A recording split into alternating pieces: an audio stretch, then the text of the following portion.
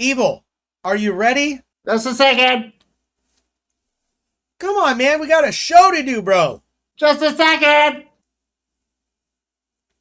Bro, please. We gotta go. Okay, I'm ready. Okay.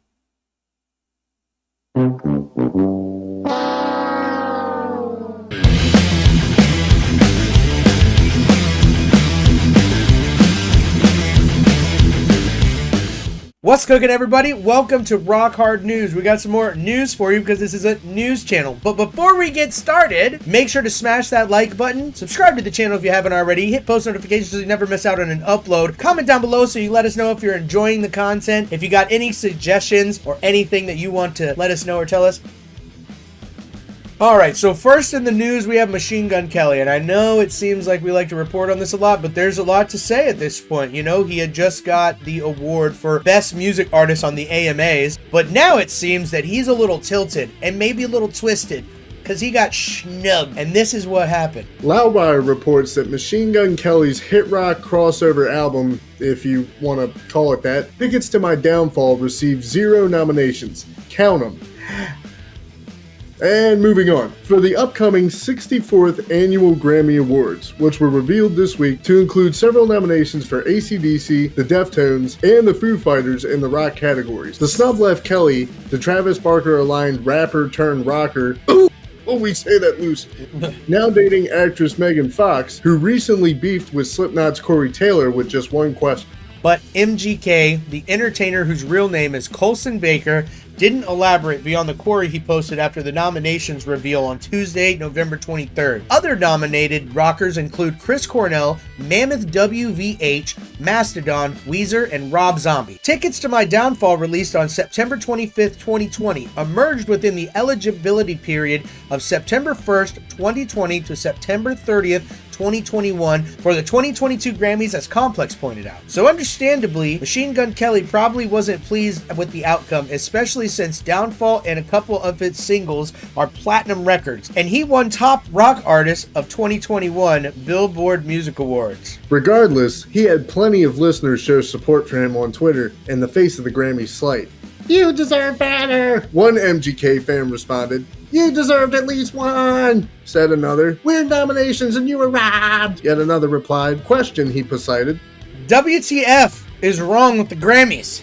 Which Machine Gun Kelly tweeted on Tuesday. This article again comes from Loudwire, and it was written by Philip Trapp. The thing is that I feel like it's exactly what's supposed to happen. Like, I cannot believe that he won the AMAs. What he did, you know what, dude? I'm not a hater in any way. Like, I don't particularly, dig it or whatever. Congratulations to you. But to me, this seems about right. The people who are nominated deserve the nominations. I feel like within rock music, he doesn't. That's just me. You can hate me for it. You can love me for it. You can beat me up for it. I don't care. That's just how I feel. Yeah, you're absolutely right. And for somebody who's just getting their feet wet in the genre, bro, you're not gonna come out swinging like that. It's never happened. It's certainly not going to happen to you, my guy. And the problem here is that you came out swinging with beef, and I don't respect it. Not in our genre of music. Like we didn't need it, Nope. Hey man, so I don't know about you, but nothing warms my heart more than hearing about somebody getting something returned to them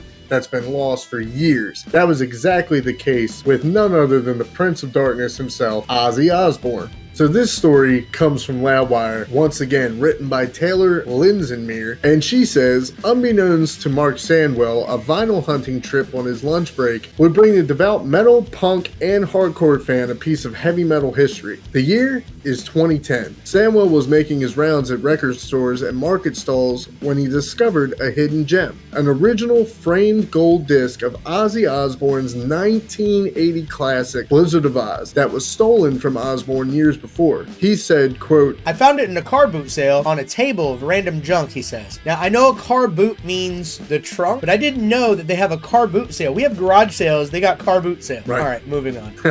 It was still in the frame, but the glass was missing.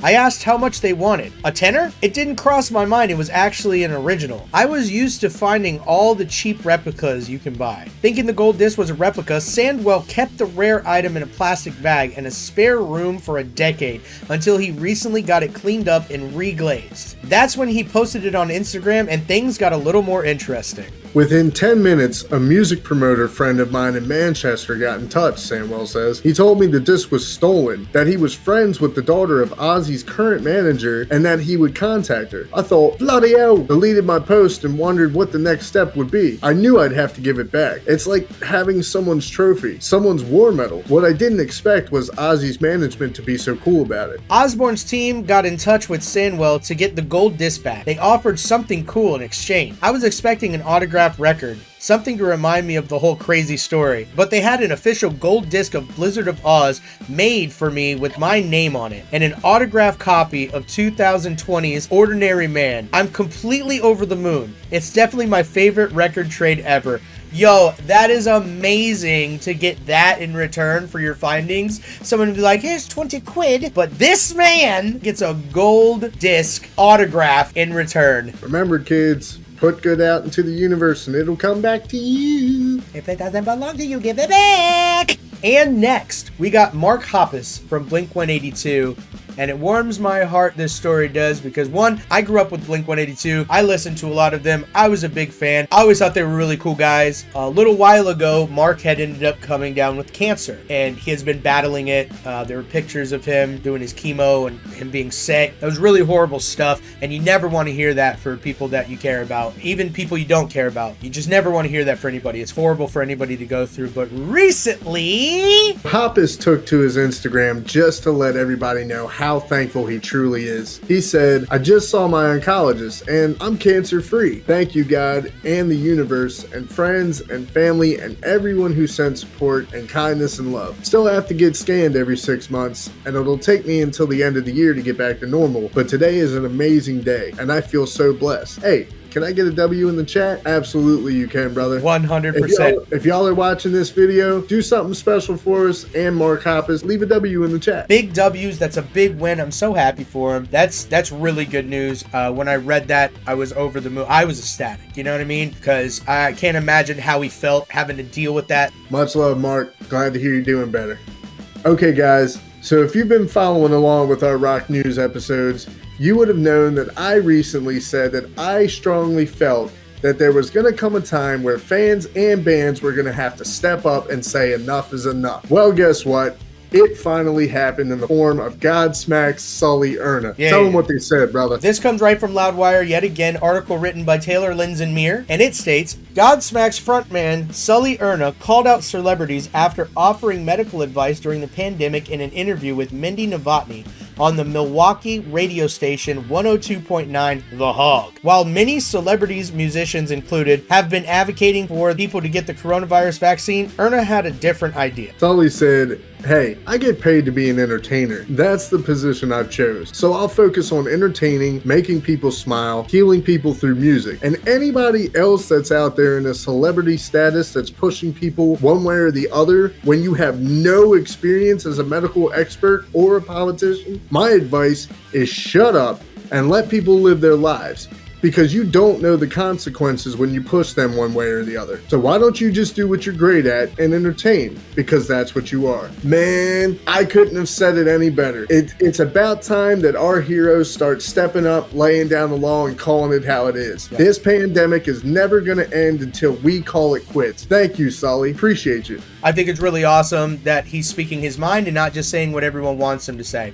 You know, either way on how you feel about it, whatever side you fall on, I just think it's really, really great that someone gets up that's in the spotlight and says, hey, this is how I feel. All right, to all you Deftone fans and marijuana fans, we have a Deftones Marijuana box just for you. It has the white pony on the front of it and everything. I want this box, but it's sold out everywhere. It seems that you can't get this anywhere that sells it right now. Back at it again with Loudwire, we have an article this time from Lauren Schaffner. Who doesn't love a new merch drop? Just in time for the holiday season, the Deftones have launched their own marijuana line called the Deftones Cannabis Collection. Throughout our career, it has been an ongoing mission to provide our fans with quality product, whether it's music, beer, or tequila. We have put in the time, care, and effort to make sure we're delivering merchandise to the market that have been thoroughly scrutinized by all of us. The obvious next step in this progression is cannabis, the band wrote in a post on Instagram. Coming soon, the Deftones will be rolling out several different product lines in partnership with the California-based cannabis brand Golden Barn, which produces CO2 extracted cannabis. The first edition of Deftones' new marijuana line comes packaged as a set called the Passenger Box, which you can see guitarist Stephen Carpenter unbox in the video. There are several variations of cannabis, including buds, edible gummies,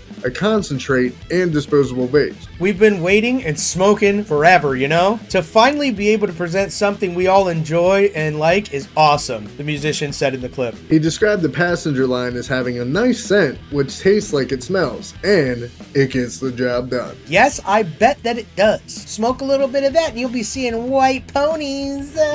No, it's really cool. And again, I think it's really cool that bands step out of just music and do other things. You know, little something for everybody, man. Little something for everybody. All right, everybody, this has been Rock Hard News. I hope you've enjoyed this video. I hope it's been fun and informative, and we enjoyed every second of it. All right, guys, you know the drill. Keep clicking here for all the news from your favorite rock and metal bands. Stay tuned, stay metal. And if there's two things I can take away from today's stories, it's if it ain't yours, give it back. And if you cry hard enough, you're still not going to get what you want, just like MGK. Bazinga! Peace! See ya!